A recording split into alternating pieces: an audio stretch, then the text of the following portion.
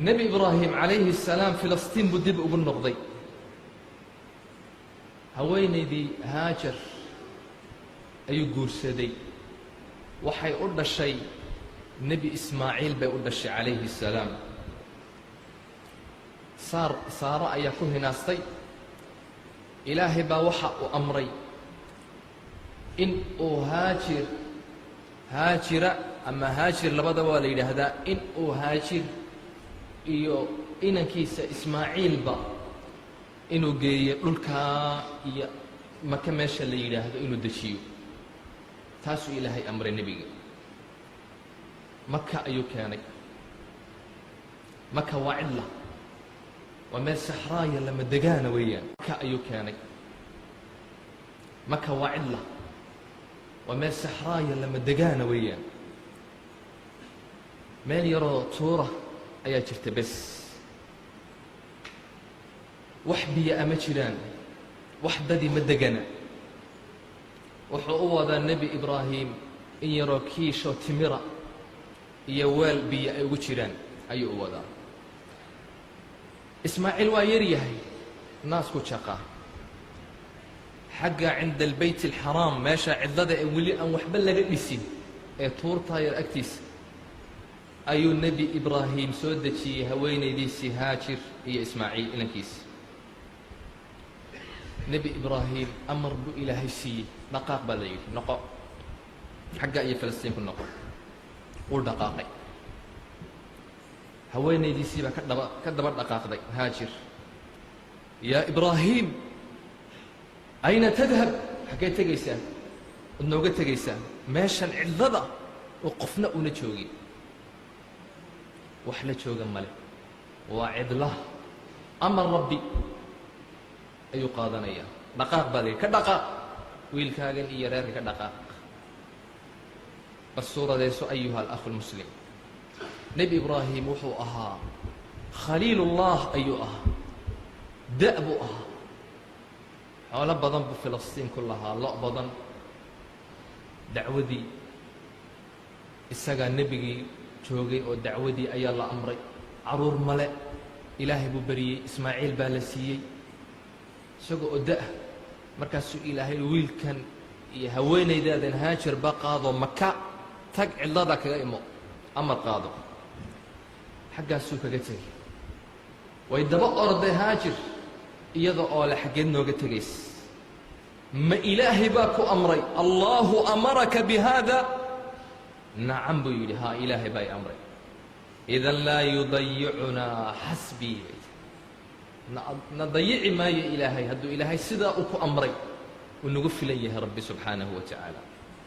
riwaayo kale waxaa ahayd, radiitu, raali baan nahay. taragtanaa ilaa kaafin, mid nagu filan ayaad nagaga tagtay.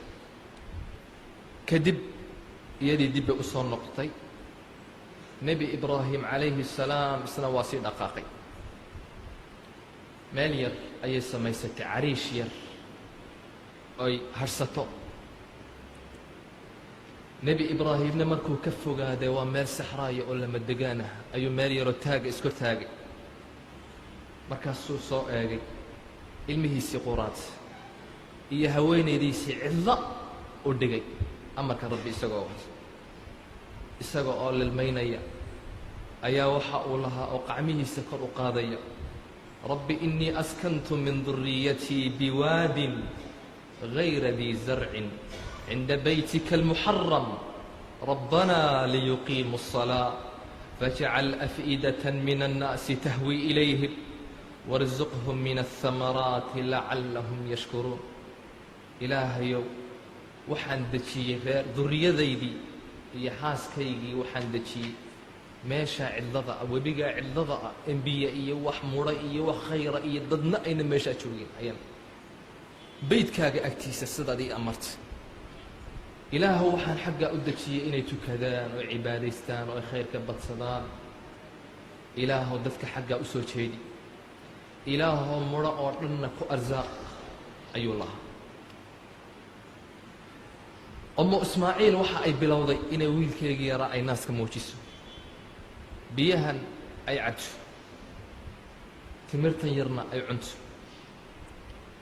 biyihii wuu ka dhammaaday, timirtii way ka dhammaatay, way haraaday, wax caana anaaskii ma keenin. ismaaciil calayhi salaam wuu haraaday, wuxuu bilaabay inuu ooyo oo lugaha dhulka la dhaco. waxay karaahaysatay, biyo uma helayso, waa meel saxraaya, xaggee biyo uga keeni? dad meelahan kama dhowa. waxay yaqiinsatay inuu ilmahani khalaas halaag u dhow yahay, uu halaagsamayo. waxay tidhi intaan agtayda uu ku dhiman laha, bal meelaha biyahan uga raadiyo oo han doondoono, anoo maqan ha dhinto. xaggaa iyo waxay u oraday buurta Safa la yidhaahdo, way iskortaagtay inay meelaha wax ka aragto. waxba way arki weyday, way soo oroday xaggaa iyo inankaygii u soo oroday, xaggaa iyo Marwa ayay u oroday. 7 goor bay sidaa usii oroday oo u soo oroday. wax shanqadha way weyday. mar walbana inankayga Ismaaciil baa u imanaysa, way eegaysa iyadoo oo xaaladdaa ku jirta oo dhibaataysan, ayay shanqadh maqashay iyo cod. iyadoo nafteeda la hadlaysa waxay tidhi sah aamus, shanqadh baan maqlayaa. waxay aragtayba malag, riwaayo kalena malaku Jibriil ayay aragtay oo u dhawaaqay, man anti, ayaa tahay adigu? waxay tidhi haajir baan ahay, ummu walad Ibraahiim ayaan ahay. waxa uu ku yidhi Ibraahim ayuu inigaga tegey, ayaa iniga mas-uula? waxay tidhi ila allah, ilaahay buu naga tegey. waxa uu ku yidhi idan rabbi wuu inagu filan yahay.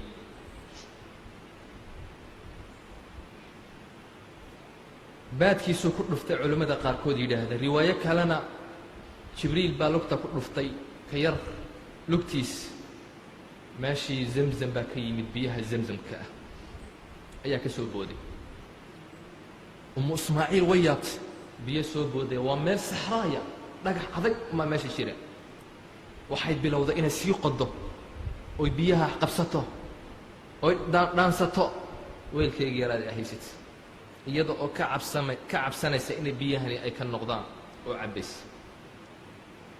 ibn Cabbaas waxa uu yidhi, nebigaa yidhi sala allahu calayhi wasalam, yarxamu allahu umma Ismaaciil, allaha u naxariista buu nebigu yidhi hooyadii nebi Ismaaciil, low tarakat Zamzam, riwaayo kale low lam tagrif min almaa, biyaha haddayna ayna darsan, kaanat Zamzam caynan maciina, biyaha Zamzamku waxay noqon lahaayeen webi socda, ayay noqon lahaayeen, il durdurayso oo socota ayay noqon lahaayeen, ayuu nebigu yihi calayhi salaatu wasalaam.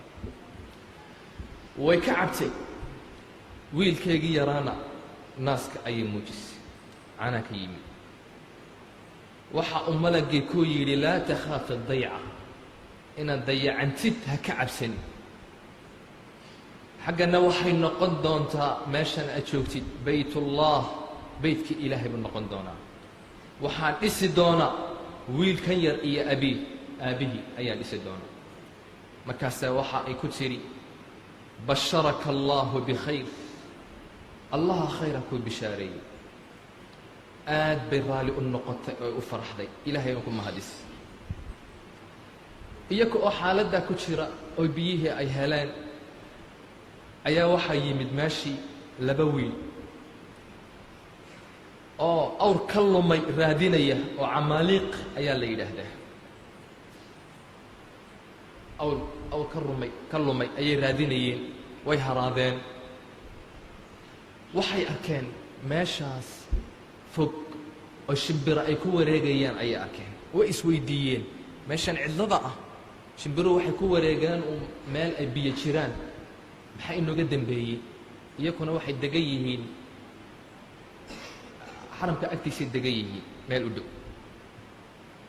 Carafa ayay degan yihiin. way soo ordeen, meeshii bay yimaadeen, waxay arkeen biyihii